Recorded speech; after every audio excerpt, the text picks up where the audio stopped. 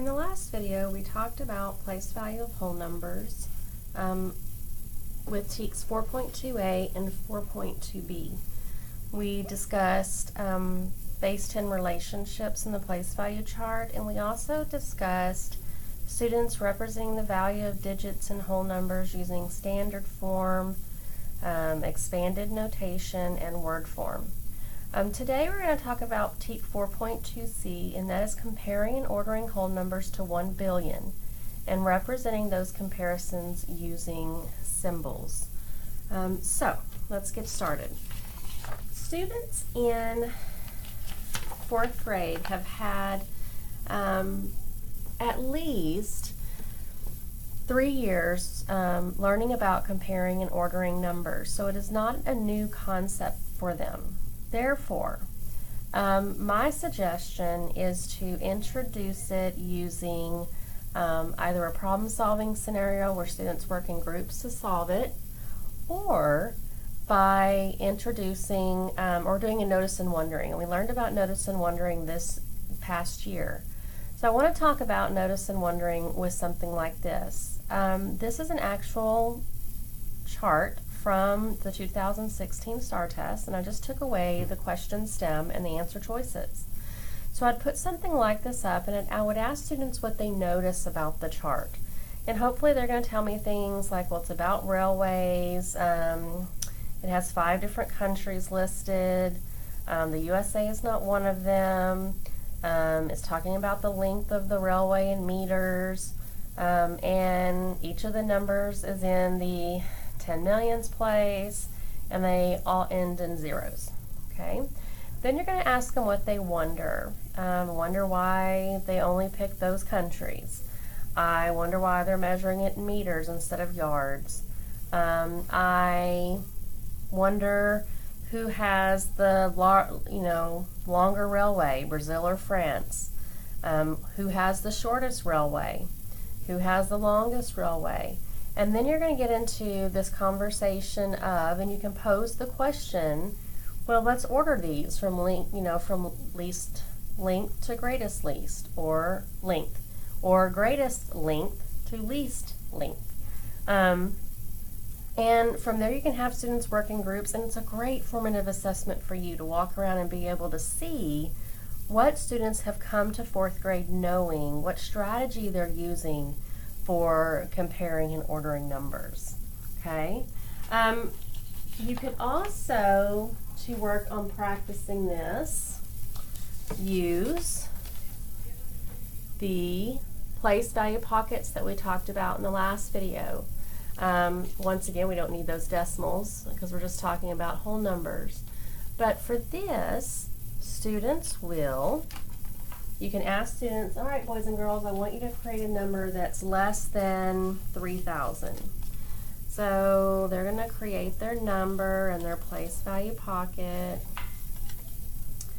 And from there, you can have students work with a partner and compare their numbers, and they can write their comparison statements.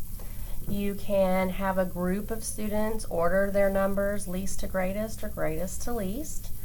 So these are a very versatile tool for writing numbers in standard form and plus comparing and ordering numbers. All right, so let's talk about comparing numbers. Remember, I'm going to put 2 numbers down here.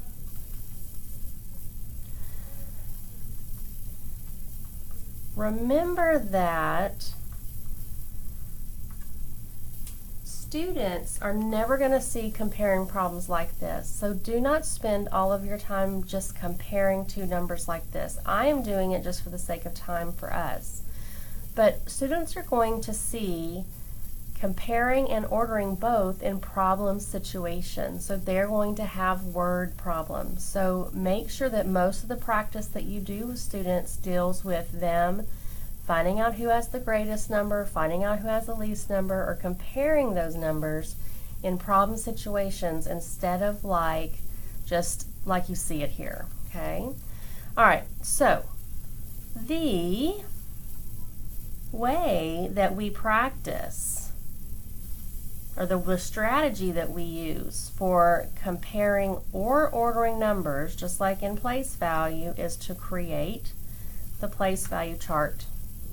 Students are then going to write the numbers in the place value chart,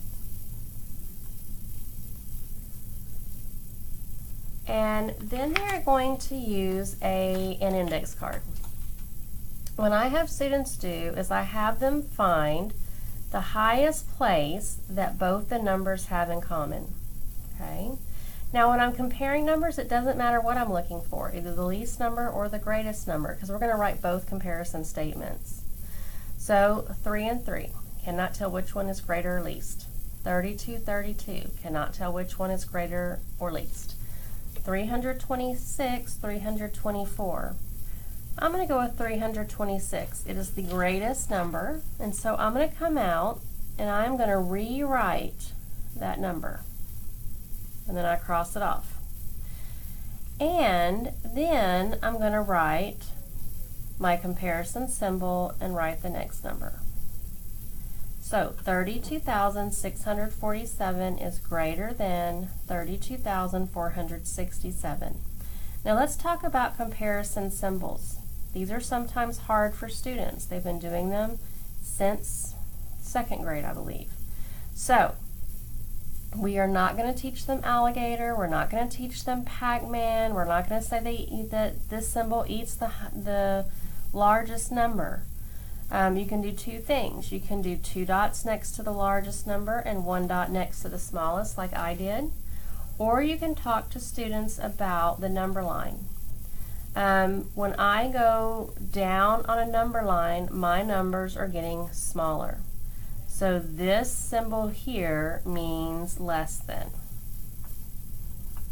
When I'm going up on a number line, my numbers are getting larger. So that symbol means greater than. Okay? Help students memorize the symbols. That is going to be the best thing for them in the long run. All right, so we wrote one comparison statement, and I'm going to write the other one. It is important to have kids do this because guess what? One of these answers is going to be your answer choice. And so all they have to do is match it from there. Okay? All right. Oh, also remember, before I move on from this, sometimes you see problems like this.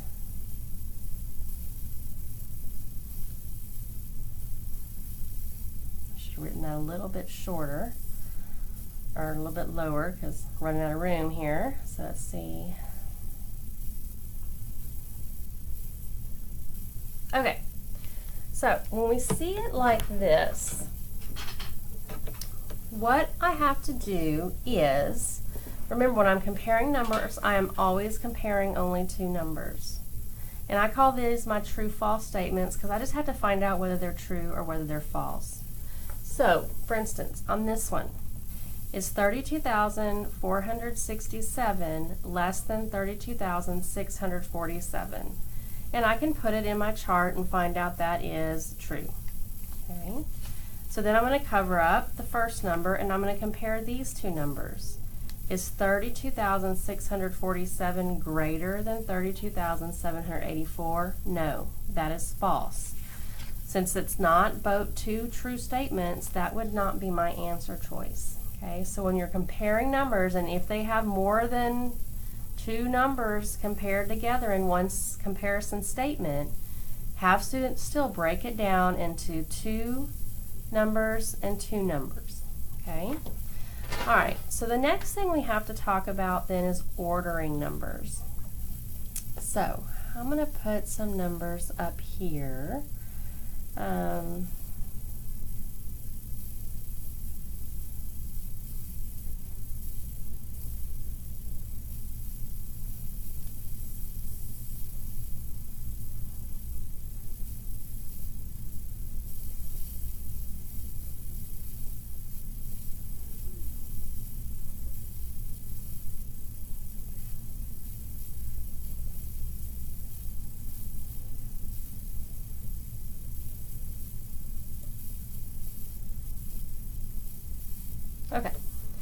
So when I'm given, and remember they're going to have these in a problem situation. They're not really ever going to have a list and say, let's just order these numbers. All right, so I am going to have, once again, if they ask me to order, I'm going to put them in place value chart. And remember, your place value chart does not have to be pretty, just has to be useful and functional. I have one too many of these, huh? Okay, so I'm going to put my numbers in a place value chart. So I write them just like they appear. Some teachers like to have them write them backwards, like this, so that way they're writing them in the right places. But I know all these numbers starting at the hundred thousands place. So for our purpose, I'm writing them this way. Okay, so the problem itself, when you get the problem situation, is going to tell you whether you're doing least to greatest or greatest to least. So I'm going to do least to greatest on this problem. And I always have them write the big L to the big G, because we all know as teachers that the mistake they make is not that they're ordering these wrong, it's that they do the wrong order. Okay. All right, same trick as we did before, not a trick, just a helpful, we're simplifying the problem here, is I want to find the least number. So I go to the highest place that all the numbers have in common, which is 100,000s, and I cannot tell which one is least. So I scoot it over, I see the 4 is less than all those 7s, so I circle it, and then I rewrite the number out here underneath it, and then I cross the number off. I encourage you not to have kids put like 1, 2, 3, 4 as their sequence numbers out to the side. As an adult, I know what that means, but as a student, when I start transposing the numbers and putting them, rewriting them, this becomes another digit. And then it doesn't match what's on the answer choices, and they become very frustrated. So we want to make sure that we are having students pull out the number, cross it off, because that also makes it nice for me, because now I'm just looking at these 3 numbers I have left. Okay, this strategy has been very successful for me in the classroom. All right, so then I'm going to go to the next least number. Cannot tell from the hundreds, thousands, or 10,000s, so I move over. The next least number is a 0, so once again I circle it, cross it off, and I continue doing this.